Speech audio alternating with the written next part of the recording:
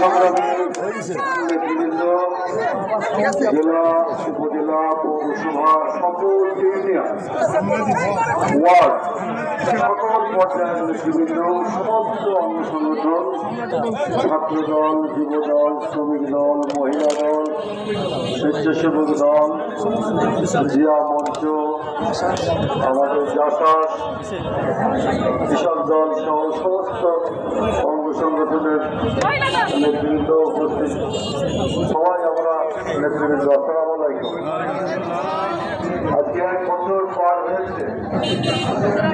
1 বছর আজকে 6 তারিখ তো গতকালকে শেখ হাসিনা বাংলাদেশ থেকে পালিয়েছিল।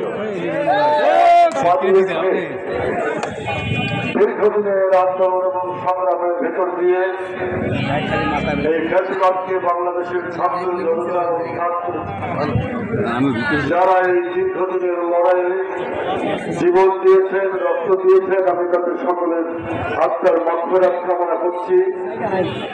সকল আহত যারা হয়েছে তাদের প্রতি সমবেদনা জানাচ্ছি এবং যারা নিহত হয়েছেন, আহত হয়েছেন তাদের পরিবারের প্রতি সমবেদনা জানাচ্ছি।